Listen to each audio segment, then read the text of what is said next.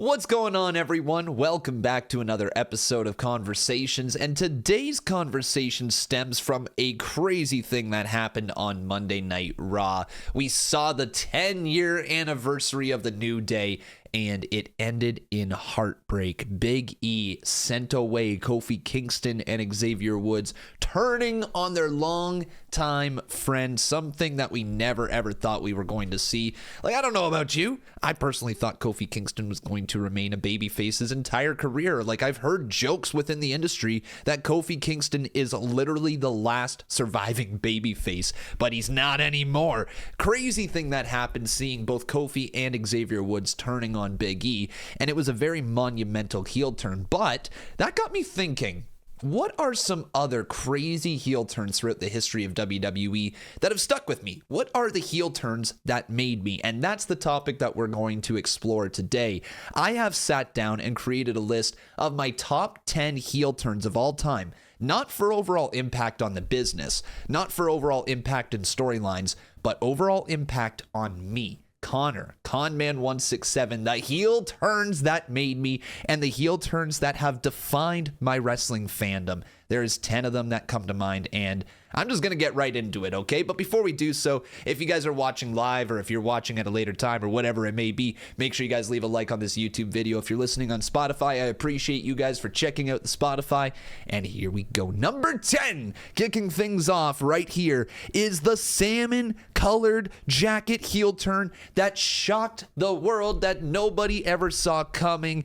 It was Mark Henry's fake retirement speech turning on John Cena. Now, most of these, if not all of these heel turns today, I've seen live. I witnessed them live. I witnessed literally everything unfold on my TV in real time. I didn't see clips for it. I didn't experience it in hindsight. Like I didn't go back in time to experience this heel turn. Literally experienced this live on June 17th, 2013 is when it happened. And if you don't know how it went down, it's a pretty well-known heel turn. But for those of you who maybe aren't aware, John Cena was in the ring as Mark Henry came on down, and Mark Henry rocking this beautiful salmon-colored jacket with tears in his eyes, came on down to the ring and basically was given the ring by John Cena to announce whatever it was he was about to announce.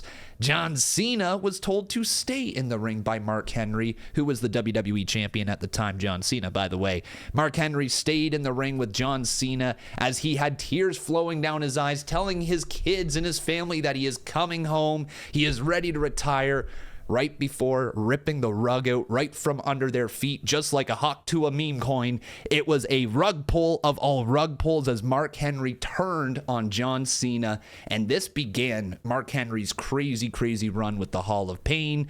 Actually, hang on. I might be off with my timeline right there now that I say that out loud. Yeah, sorry, I got my timelines a little bit confused right there. This was after the Hall of Pain. So Mark Henry had already been on a crazy heel run, but him coming out here dressed up in this beautiful pink salmon colored jacket, that was a massive heel turn for him, and that would have been the reinvigoration of his career, that one last run at the WWE Championship. So a great, memorable heel turn for me. I can remember sitting there watching it on TV, legitimately being sucked into what Mark Henry had to say about his family, about being on the road, how he's ready to go home. I believed every single word of it.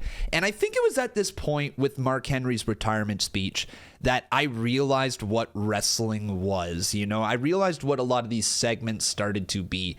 When you watch the segments, 9 times out of 10, there's a swerve in there. Something's going to go wrong. Something's going to switch and go in a different direction than you were expecting it. It's just WWE. It's how it goes, right? So that was kind of like the eye-opener to me. I would have been in grade 12.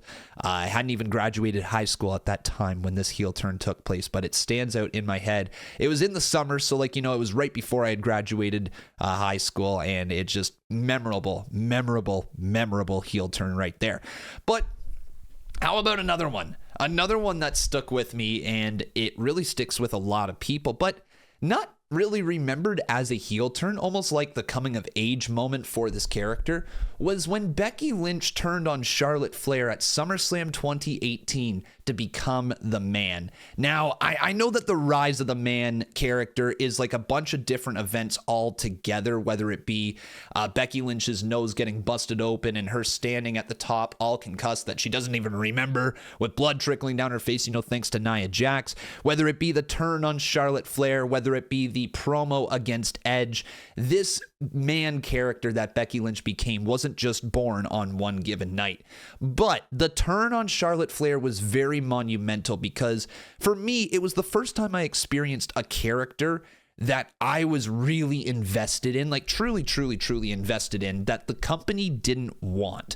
Yeah, I lived through the Daniel Bryan stuff, and yeah, I lived through any other character that the fans get behind, even current day, like let's say LA Knight or whatever.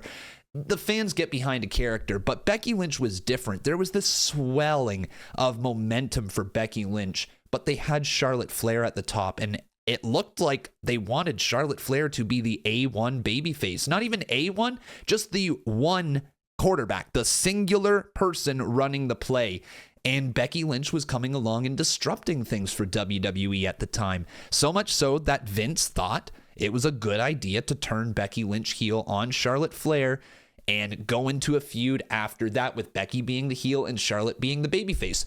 Now, the fans rejected it, so I don't really know if we can say that this was a heel turn, but the moment where Becky Lynch snapped on Charlotte Flair and the crowd erupted with a big-time pop, it's a heel turn. It truly is. It's when WWE tried to have Becky Lynch go down a dark path, even though the fans rejected it. They embraced her, and they wanted to see Becky Lynch as the man, the person, the top dog in the women's division. It was a crazy moment just to experience that and feeling that moment that the management was like, nah, we're not going to listen to the fans. We're going to go our own way. And to see Becky Lynch still get that fan support and push through and become a top face in the division as opposed to just becoming a run-of-the-mill heel, It was for me, it stuck with me. That moment where Becky Lynch drives her forearm right into Charlotte Flair's face just stands out in my head. The birth of the man character really, truly was a couple of events together, but it doesn't happen without that one moment right there, that crazy heel turn on Charlotte Flair. Now we're going to go into some ones that I guess you can say this one coming up now, this next heel turn is probably on most people's list for the greatest heel turns of all time. If you guys were to write a top 10 heel turns, this is probably on the list. For me, though, this ranks lower because it was in July 23rd of 2012. On the Raw 1000th episode, and it was a big freaking deal because we had Rock there, we had all the top stars, we had CM Punk as the WWE champion, and it felt like a lot of things were starting to fall into place for WWE at the time. They went through a really, really tough road throughout 2010 and 2011. It got a little bit better throughout 2012, but those 2 years previously really did a detriment to the company, and they really harmed some of the characters that they had. But one star that broke out and was continuing to break out was CM Punk. But WWE management was not getting behind CM Punk. They said, yeah, you can be the WWE champion, but you're not going to main event shows. Yeah, you can be the WWE champion, but we're going to have Dwayne show up and just completely steal your spotlight every given chance that he can. And when it's not Dwayne, it's going to be John. So there was lots of things in the way for CM Punk of rising to the very top of the card, and WWE management just refused to get behind him, even though he was the WWE champion. That was a frustration that most fans watching felt at the time. Even somebody who liked seeing John Cena and liked seeing The Rock, because let's face it, at that time, that was really one of the first viewings I ever got of The Rock as I started watching, or of The Rock that I started. Let me rephrase that. That didn't make any sense. It's one of the first times I got to actually see The Rock. He had been around a little bit here and there when he returned to be the special guest host of WrestleMania and everything that followed after that with his feud against John Cena. That was the only time I experienced The Rock live. I didn't experience The Rock in 2002. I didn't watch WWE in the Attitude Era. I just didn't get to experience any of that. So Rock coming back was a huge freaking deal for me because I'd never experienced it before. But CM Punk, I was more of a fan of. And the moment that CM Punk decided to take matters into his own hands, to get The Rock off his tail, to make him stop stealing the spotlight, or at least he thought, was to turn on him at Raw 1000. He took out Rock with a beautiful clothesline, and ever since then, I've loved CM Punk. Like, that heel turn right there for Punk was like, oh, dude, I see why everybody is so into this man. I like this guy as a babyface, but now I get why people are behind him. I love this rebel character. I love a guy who goes against the grain, this sandpaper grit individual that you just have to root for. That was CM Punk at that time. And then all of a sudden he lost his title to Rock, and yeah, it's we don't have to go back down that way, okay? We don't gotta revisit every single little detail, but the heel turn was dope. The heel turn was sick on Rocky, and it will forever stick with me because that was just an incredible moment right there. Let's get on to the next one, though. Number 7 right here is a heel turn that I never thought that would actually happen, and it's because I saw the rise of this character all the way through NXT, and to see her go up to the main roster and become not a megastar, but a star, I never truly thought I'd see Bayley turn heel. Now, Bayley was one of the most beloved characters in NXT history, one of the most beloved women's champions in NXT history. She stayed behind after the 3 of the 4 horsewomen were called up to the main roster, and Bayley just put that company on her back for, well, God, was it like a year and a half, something like that? I can't remember how long she was NXT Women's Champion, but she really did put that NXT Championship on her back and ran through the entire division, elevated everybody as a result as well, and made that Women's Championship so prestigious, in my opinion. Seeing her get called up to the main roster was one of the most amazing moments if you were a Bayley fan. But then the time on the main roster wasn't that great, right? Bayley just got kind of sour opportunities and didn't really get the response that people were looking for, and people didn't latch on to the Bayley character the way they did in NXT, and slowly but surely she just became a shell of a character, and it looked like she was destined for the mid-card. It didn't ever seem like Bayley was going to get that main event spot, that true main event push. That was until she turned heel. And as soon as Bayley turned heel, turning on, who was it again? Turning on Becky Lynch, that's right. Turning on Becky Lynch and joining Sasha Banks by her side as a heel for the very first time was must-see TV. And then, a month later, Bayley taking out the wacky, waveable, inflatable tube men, the Bayley Buddies, taking an axe to them. That was a moment that stands bright in my head that I'm just like, geez, I wish that more people would have been into that. I wish more people latched on to that heel character of Bayley, because it was also poor timing, right? It was also very poor timing with how the world was and where the world was going. Bayley never got to get that true run with the live fans in attendance as well, right? Like, she got that heel run with some live fans in there, don't get me wrong, and it started out strong, but then, the world went to shit not long after, and from there, the heel character of Bayley kind of struggled a little bit. She was still a mainstay on TV, still a mainstay in a lot of the storylines, but people didn't view her at that level, like they were viewing a Charlotte Flair or a Sasha Banks at the time, for whatever reason. But the heel turn itself of Bayley was absolutely incredible, and seeing her join forces with Sasha Banks just stands right out in my head. So I had to throw that in there, because without that, I don't think anybody who watched NXT Black and Gold will understand some of these. Let me rephrase that. If you didn't watch NXT Black and Gold, you probably don't have the same sort of connection to some of these characters that I am listing here. Now, that's a very key distinction with this entire list, is that I watched a lot of NXT Black and Gold. I loved it. To this day, I think it's my favorite promotion, and I think I'm really cluing in on that right now. NXT Black and Gold in the history of pro wrestling is my favorite run. Yeah. We can say that very confidently, actually. And so Bayley turning heel just had a place in my heart where it was like, damn, I watched this pure babyface for so damn long, And now she just basically got rid of that character. What's next for the evolution of Bayley? It was really cool to see.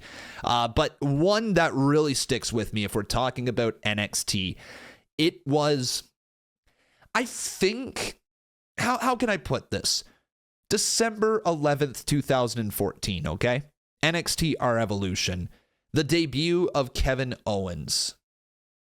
I didn't know who Kevin Owens was before this. And again, this is at the very, very start of like me exploring outside of WWE. Like I watched some TNA growing up, but that was it. I hadn't really learned what Ring of Honor was or New Japan Pro Wrestling was until maybe about a year and a half before NXT Our Evolution, right? Just a little bit before the WWE Network became a thing. That's when I started figuring out that there was more to pro wrestling. And Kevin Owens coming into NXT was like, okay, I've heard of this guy. I've heard of this Kevin Steen, but like, I don't know really anything about him. Let's experience what this dude is all about. And he went out there and he absolutely crushed it against CJ Parker, who is now Juice Robinson in AEW, by the way, but absolutely crushed it against CJ Parker. Loved that match. Great way to introduce Kevin Owens. And then he showed up later in the show in what was one of the most emotional moments in NXT history after Sami Zayn captured the NXT championship from, I want to say it was Neville. Yeah, because I'm pretty sure Bo Dallas held on to the title until Neville took it from him, and then Neville dropped the title to Sami Zayn. At least I believe. If I'm wrong, please let me know in the comments, but I'm just going off of memory right there. And when Sami Zayn captured that NXT championship, everybody in the building was ecstatic. Like, you could see it on the TV. You could see everybody had like tears in their eyes. They were so invested with what Sami Zayn had brought to the table. And then Kevin Owens and a lot of other baby faces in the locker room came on out. This was like, oh my God, what a moment, man. Sami Zayn celebrating with everybody in the locker room. And then there was this big hug between him and Kevin Owens. And I'm like, oh my God, I don't know anything about this Kevin Owens, but like maybe Sami Zayn and KO are like really good friends. Maybe they go back in the day. And then you hear commentary saying that's his best friend. You're like, oh my God, what a moment on his debut night. Kevin Owens is seeing his best friend win the NXT championship. No, Kevin, what are you doing? Kevin Owens turning on Sami Zayn, slamming that man down right into the ring ramp, smacking his head off the steel, and then hitting a pop-up powerbomb on the ring apron. Oh my God. My heart for Sami at the time. It was so tough, dude. I was in pain. I was left speechless. In fact, I can remember it exactly because it was December 11th in 2014. I can literally see where I was. I was in my dorm room, sitting on my single bed that was elevated way off the floor so that I could actually fit like containers underneath my bed, and seeing that on my iPad. I wasn't even watching on the TV. I'm watching on my damn iPad, and my mouth dropped. I was silent. I just, man, I got goosebumps right now once again thinking about it. But Kevin Owens turning on Sami Zayn will forever stick with me. And it wasn't just because of the turn itself that shocked me. It was the fact that Kevin Owens won the NXT championship from Sami Zayn, like, what, a month later? It was insane. If you guys lived through that part, if you watched NXT Black and Gold, you will understand what that turn meant to everybody who was watching at the time. It sticks with me. It will forever stick with me. And it is definitely one of the heel turns that made me who I am as a wrestling fan. Now, going from one Kevin Owens moment to another, you can say that if you were watching NXT at the time, that the friendship between Kevin Owens and Sami Zayn, even though that it was presented only for a little bit of time, was very impactful. On the main roster, there was a friendship that completely took over the show for like a better part of the year. It was Kevin Owens and Chris Jericho's friendship. And we're going to go all the way back here to the February 13th, 2017 edition of Monday Night Raw in a segment called The Festival of Friendship.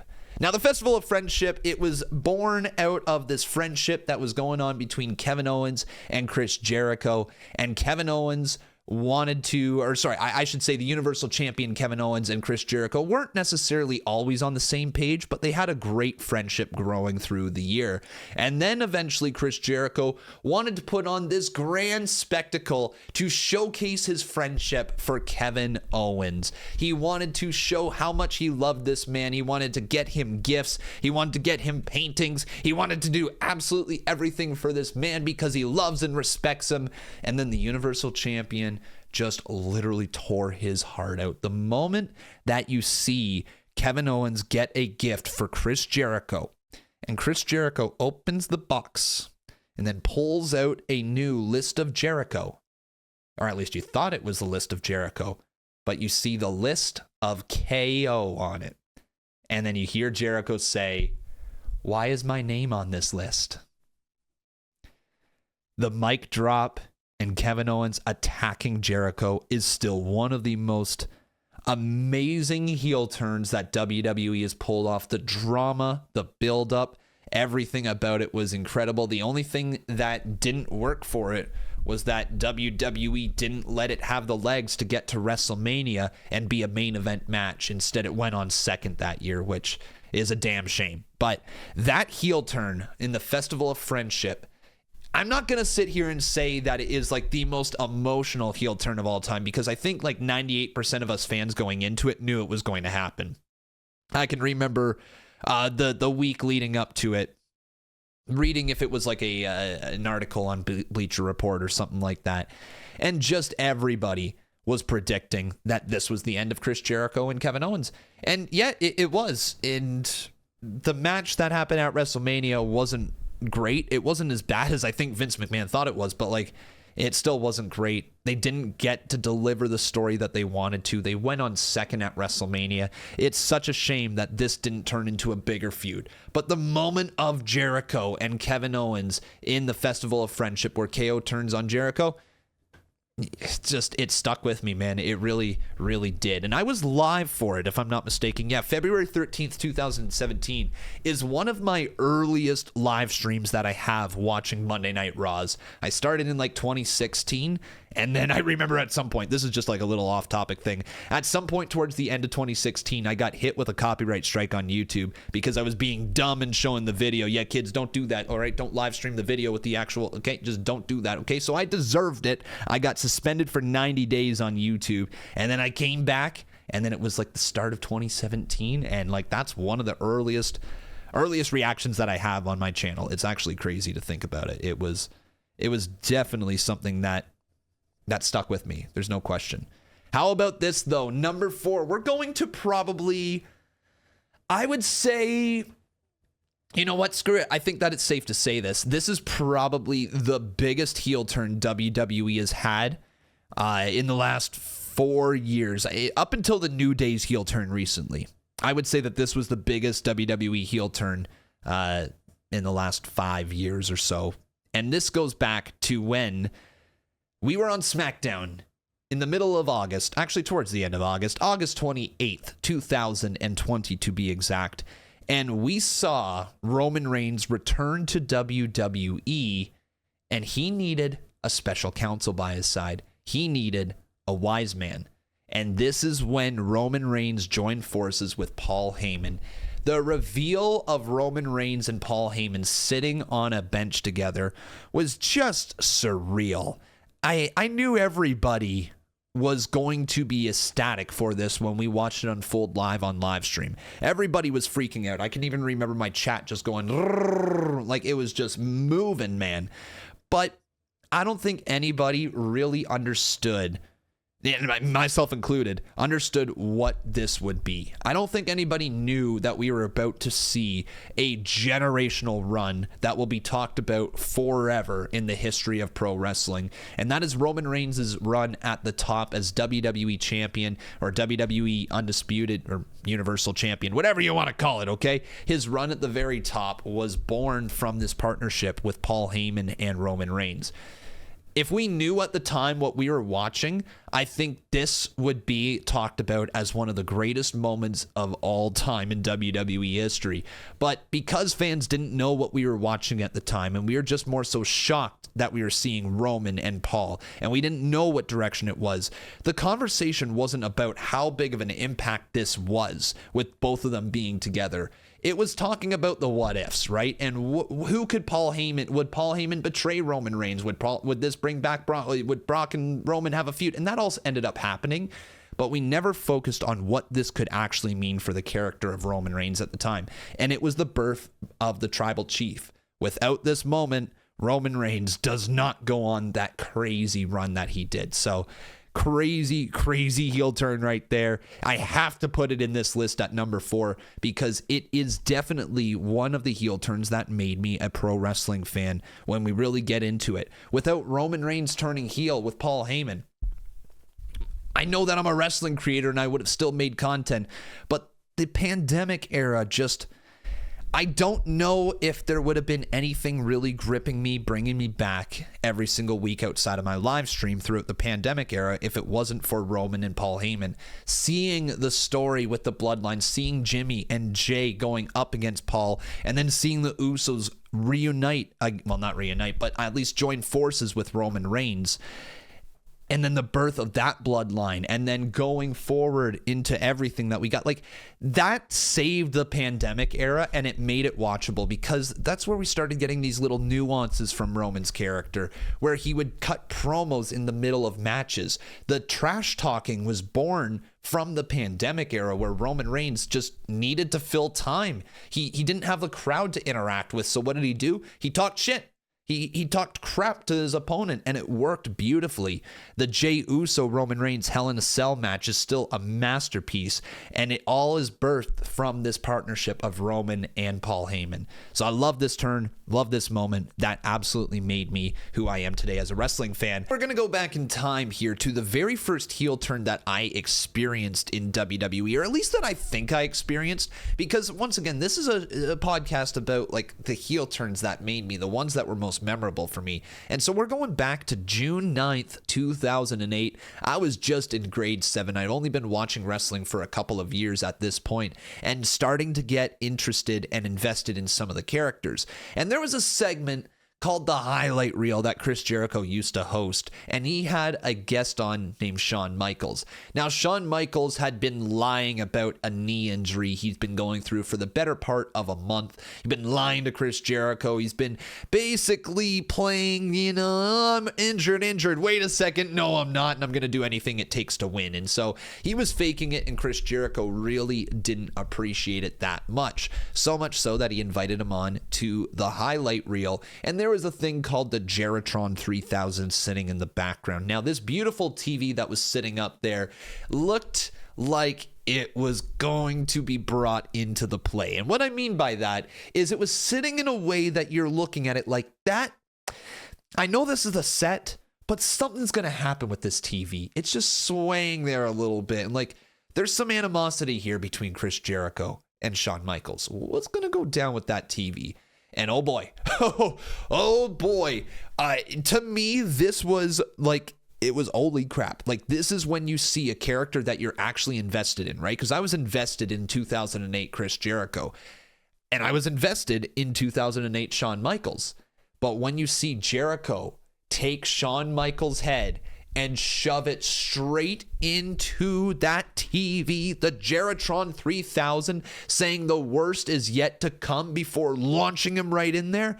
Holy, that heel turn stuck with me, man. That heel turn has never left my head. That is when I experienced pro wrestling, like true pro wrestling at its finest, where you see a character build up all this animosity against another character, be justified for their reasoning, and then make a change. Seeing Jericho take out Shawn Michaels, and then the following weeks of seeing Shawn Michaels with the eye patch over his eye, it just, oh my God, as a kid, as a grade 7, however old grade 7 is, good Lord, like 12 or 13 years old, my goodness, that absolutely stuck with me, and I can't unsee it. I can't unsee Shawn Michaels writhing around in pain, covering his eye, covering his head after he went through that TV. and then the metamorphosis of Chris Jericho into that big word suit wearing Chris Jericho that we all love. I don't know about you guys, but I absolutely love that character that Chris Jericho turned into. And I don't know how else to put this, but in 2008, watching this, I think this really did make me become a wrestling fan long time, right? Just seeing this moment happen, seeing that this is the type of drama that could happen on a wrestling show.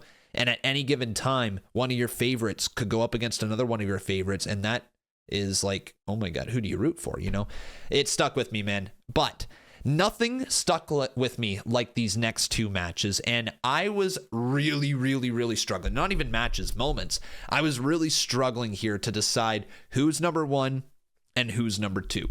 And it's because number two, in a way, it's not as big of a moment when you look at the whole history of WWE, right? Number one, I'm putting number one because I think it is probably the biggest, if not the biggest heel turn of all of WWE, it's the biggest heel turn of modern WWE.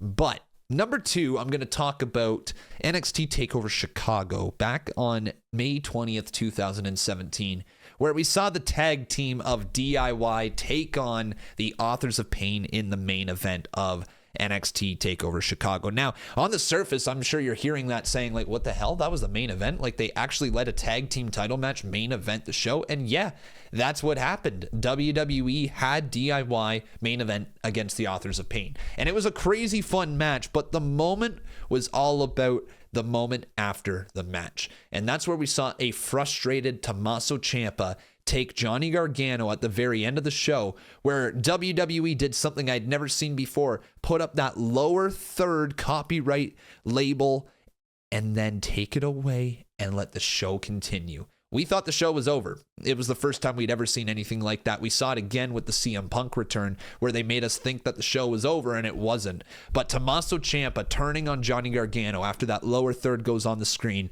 will forever stick with me, because I was watching it and I had almost tuned out at that point. And what I mean by that was the show was over. They lost. They're standing up there on the ramp. It's like, okay, good show. Good show. I see that lower third. I can remember myself lifting up the remote. I was watching on the big screen TV in the living room of whatever house it was that I was in at the time. Lifted it up, was about to turn it off, and then the turn happened. And I had the remote in my hand pointed at the TV. I was literally going to turn it off and go to my room. And then it happened. I was shocked. I did not expect it. I wasn't in the wrestling fandom mindset where I'm like, okay, this is going to happen, so then that means blank, blank, blank is going to happen, and that means this person's going to turn on this guy. I didn't connect the dots. I just watched the show, because that's what I used to do with NXT. I literally would just watch the show. This is before I was a content creator, and it took me off guard, man. It caught me by surprise. Just like most people watching, seeing Johnny Gargano get absolutely destroyed by Tommaso Ciampa, hitting that air raid crash. Oh my God, man. Wow. Goosebumps thinking about it. And like, it didn't impact all of WWE the way that number one impacted WWE. Now, this one is probably on everybody's top heel turns of all time list. If you were to make a top 3 heel turns of all time, I am almost confident that, you know what, I'll say it. I am confident that 100% of wrestling fans would put this in their top 3. If not their top 3, their top 5, okay? And that is back on an infamous date in WWE history. Something that I was fortunate enough to watch live, something that a lot of people are here watching this podcast were able to watch live as well. And that is June 2nd, 2014. The chair shot heard around the world. Plan B. Seth Rollins turning his back on his brothers, Roman Reigns and Dean Ambrose of The Shield, taking the chair to the back of Roman Reigns. Now, this is without a doubt the most impactful heel turn I have ever seen in pro wrestling history. There was a time where the Shield was without a doubt the most popular act in WWE, and it wasn't even close. And they were just beginning this babyface run. They had just faced Evolution. It seemed like there was so much room to grow and so many different avenues to go down with a babyface Shield. And then out of nowhere, all of our hearts were broken. If you listen back to the clip of Seth Rollins winding up that chair, loading it up before hitting Roman Reigns across the back, there is one single fan that screams at the top of his lungs that goes, "No!" And that's how all of us felt at that very given moment. Every single one of us didn't see it coming. Not a single person saw Seth Rollins grabbing a chair, stepping back, and hitting Roman. I know there was a moment all of us at home watching clicked into what was about to happen. And it was the moment that both Dean and Roman took a step forward and Seth Rollins didn't. And the moment Rollins didn't take a step forward, I know my heart sank, and I imagine yours did as well if you were watching live. It was a moment that it felt like the world just stopped and everything was focused on what Seth Rollins just did. And that we knew we just witnessed the end of one of the greatest factions in the history of WWE in the Shield. That's what we witnessed live. And in 2014, June of 2014, I would have been in my first year. I was done my first year of university. Done my very first year of university. I would have been back home at that point then, no longer in my dorm room. And it just, man... It hit so hard watching that thing. Seeing the Shield disintegrate in front of our very eyes was like, wow. And the follow-up with the Dean Ambrose and Seth Rollins feud and trying to make Roman Reigns into a main eventer, all of it just was mind-boggling. I couldn't believe what I was watching as a kid at that time. And it, without a doubt, made me the wrestling fan that I am here today.